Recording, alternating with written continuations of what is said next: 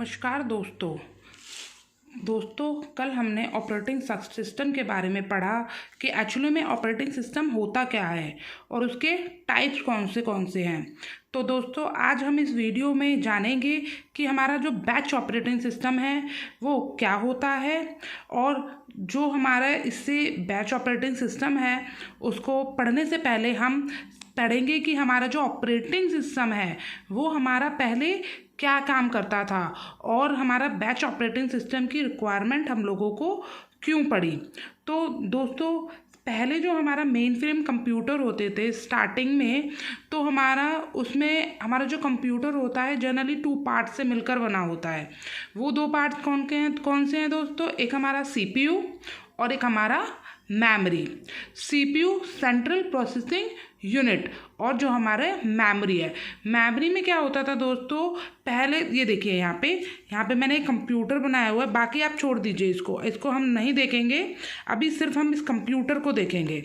ये कंप्यूटर आप देख रहे हो दोस्तों, इसमें हमारे 2 पार्ट्स हैं, एक हमारा सीपीयू है और एक हमारा ये है मेमोरी पार्ट। ठीक है दोस्तों, मेमोरी पार्ट में हमने एक जो हमारा ऑपरेटिंग सिस्टम है ओएस ने थोड़ा सा पार्ट अपने लिए डिजर्व करके रख रखा है, और बाकी का जो पार्ट बचा है हमारे मेमोरी का वो हमारे यूज़र प्रोग्राम्स के लिए यूज़ करेंगे। और ये हमारा छोटा सा यहाँ पे सीपीयू है। तो दोस्तों पहले क्या होता था, जो सीपीयू होता था वो हमारा बहुत ज़्यादा हाई लेवल का कोई काम नहीं करते थे।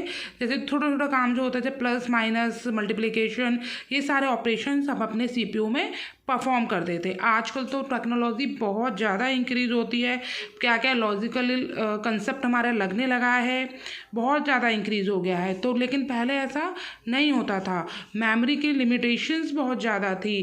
केबी में भी अगर मेमोरी होना वो भी बहुत बड़ी बात थी। तो उसमें जो हमारा ऑपरेटिंग सिस्टम था वो हमारा ये कहीं नहीं जाने वाला दोस्तों। ये ऑपरेटिंग सिस्टम हमारा यहाँ फिक्स रहेगा। जो बचा हुआ पार्ट है वो हमारा जो यूज़र का प्रोग्राम है वो हम उसके लिए यूज़ करेंगे। तो दोस्तों आगे देखिए, जो हमारा जो सीपीयू होता था उसमें, या फिर हमारा जो ये मेमोरी होती थी, मेमोरी में हमारा सेकेंडरी मेमोरी, प्राइमरी मेमोरी या हायरार्की का कोई कंसेप्ट नहीं आता था। एक छोटी सी मेमोरी होती थी जिसमें हमारा ऑपरेटिंग सिस्टम अपना थोड़ा सा पार्ट रिजर्व करके रखता है, बाकी हमारा प्रोग्राम के लिए। ठीक है दोस्तों, ऐसे ही हमारा सीपीयू में होता था, एक छोटा सा सीपीयू होता था, छोटे छोटे फंक्शंस हम इसमें फॉलो करते थे, बाकी बड़ा इसमें कोई काम नहीं करते थे। तो दोस्तों अब देखिए, पहले जो काम होता था, जैसे कोई जॉब आई है, वो सबसे पहले जॉब समझिए आप। जॉब क्या है? मैं जो ये जॉब बोल रही हूँ, ये जॉब वर्ड क्या है? जॉब क्या होता है दोस्तों? जो हमारा प्रोग्राम होता है, जब भी हम अपना प्रोग्राम लिखते हैं, बैच ऑपरेटिंग सिस्टम में आप जॉब का यूज़ करोगे, ना कि प्रोग्राम वर्ड आप कहीं नहीं बोलोगे, आप जॉब बोलोगे। जॉब क्या होती है? जब भी हम अपना प्रोग्राम लिखते हैं तो कंपाइलर को रन टाइम पे जो डेटा चाहिए होता है उसको आप अपने प्रोग्राम में पहले ही डालकर रखते हैं। जैसे या तो कोई भी आपको इनपुट डेटा या फिर आपका कंट्रोल इंस्ट्रक्शन, उन सबको आप पहले ही अपने प्रोग्राम में डालकर रखोगे, और उस सबको मिलाकर जो बनती है वो होती है हमारी जॉब। ठीक है दोस्तों, तो आगे देखिए। तो फॉर एग्ज़ाम्पल मैं आपको एक एग्ज़ाम्पल के थ्रू बताती हूँ जिससे आपको ये कंसेप्ट बहुत अच्छे से समझ में आ जाएगा कि 4 जॉब है हमारे पास। ठीक है, एक फोर्ट्रन में, एक कोबोल में आ गई, एक हमारी C++ में आ गई, और एक अगेन हमारी फोर्ट्रन में आ गई। ठीक है, तो अब क्या हुआ, पहले जो हमारा सीपीयू है, ठीक है, हमने इनपुट दिया फोर्ट्रन का, तो हमारा उसमें क्या डेटा स्टोर हुआ? कंपाइलर हमारा किसके अकॉर्डिंग लोड होगा? फोर्ट्रन के अकॉर्डिंग। डेटा हमारा किसके अकॉर्डिंग होगा? फोर्ट्रन के अकॉर्डिंग। वो हमारा इनपुट आया, प्रोसेस हुई, आउटपुट मिल गया, कोबोल में आ गया, C++ में आ गया, लेकिन अगेन फोर्ट्रन आ गया। अब अगेन फोर्ट्रन का हमें सारा डेटा हमें इसे स्टोर करना पड़ेगा, उसके अकॉर्डिंग प्रोसेस करना पड़ेगा, देन लोड और अनलोड करना पड़ेगा। इससे हमारा टाइम बहुत वेस्ट होता है दोस्तों। तो इस सब की प्रॉब्लम को ओवरकम करने के लिए हमने बैच ऑपरेटिंग सिस्टम को इंट्रोड्यूस करा। आगे भी हमें फर्दर और भी हमारे इम्प्रूवमेंट्स आती रहेंगी। ये तो हमारा बैच ऑपरेटिंग सिस्टम बहुत ही पहला है, फर्स्ट है। इसके बाद तो और जैसे जैसे हम आगे बढ़ते जाएंगे वैसे वैसे हमारी कंप्यूटर्स में इम्प्रूवमेंट आते चले जाएंगे। तो चलिए दोस्तों स्टार्ट करते हैं बैच ऑपरेटिंग सिस्टम। दोस्तों बैच ऑपरेटिंग सिस्टम स्टार्ट करने से पहले जिन्होंने हमारे लाइव वीडियो को लाइक और सब्सक्राइब नहीं किया तो प्लीज़ हमारे चैनल को सब्सक्राइब करिए ऐसी ही लेटेस्ट वीडियो देखने के लिए। धन्यवाद दोस्तों। देखिए दोस्तों चलते हैं बैच ऑपरेटिंग सिस्टम के बारे में।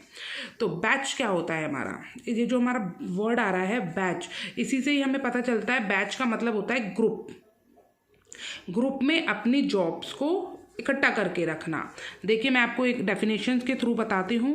Batch operating system, in batch operating system a number of jobs are put together and executed as a group.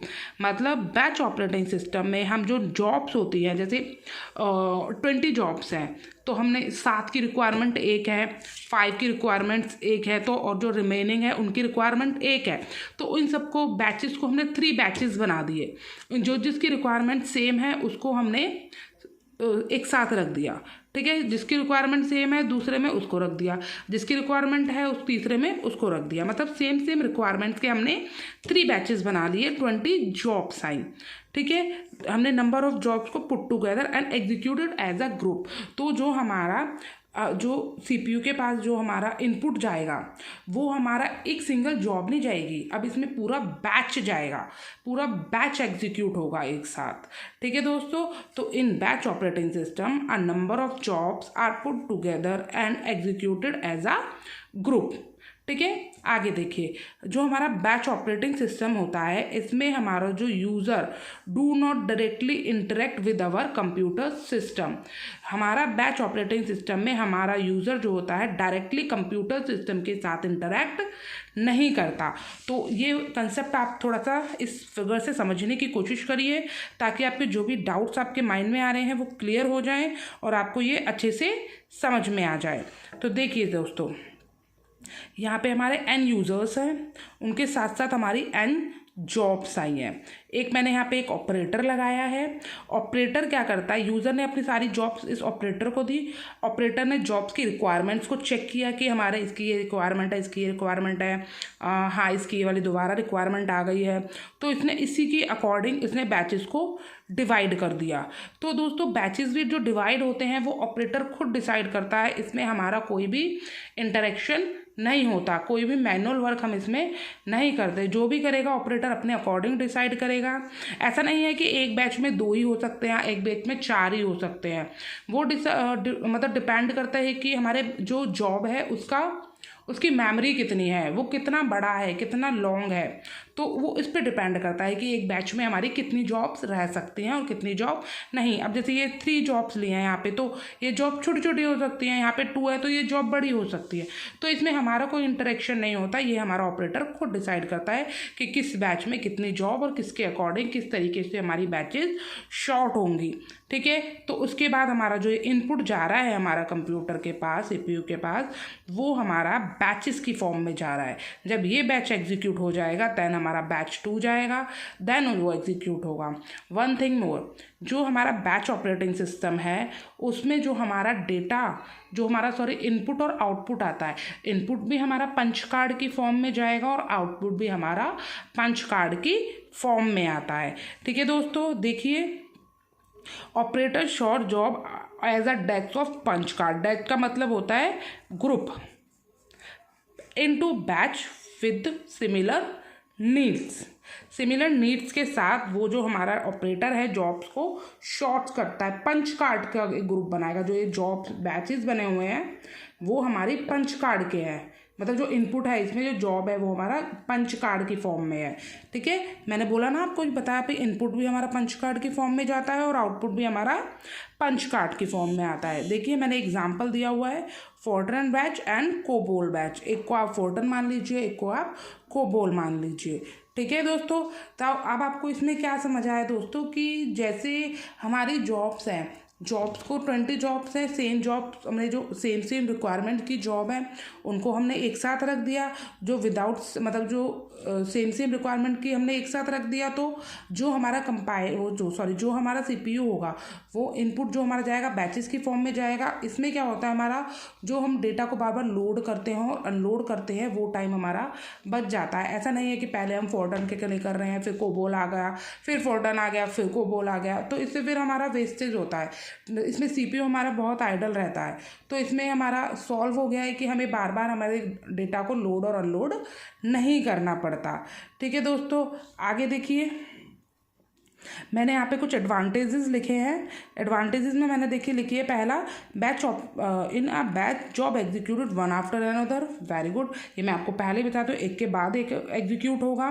ठीक है, और लाइक लोडिंग कंपाइलर में क्या होता है, मतलब लोडिंग टाइम हमारा इसका शॉर्ट हो जाता है। इसमें ये नहीं करनी पड़ती बार बार एक्टिविटी के लोड करो अनलोड करो, ये वाली जॉब आई वो वाली जॉब आई, फिर इसको लोड करो फिर इसको अनलोड करो, ऐसा इसमें कुछ नहीं होता। सेकेंड देखिए, during a batch execution no manual intervention is needed. मतलब जब भी हमारा बैच होता है, बैच एग्जीक्यूट होता है, हमारा उसमें कोई भी मैनुअल काम नहीं करना पड़ता, हमें कुछ नहीं करना, हमें सिर्फ अपनी जॉब को उसको दे देना है। उसके बाद ही वो जॉब हमारा खुद से एग्जीक्यूट होगा, ऑपरेटर उसे शॉर्ट कर देगा, बैच की फॉर्म में हमारा डेटा कंप्यूटर के पास चला जाएगा, वो प्रोसेस करके हमें आउटपुट दे देगा हमारे।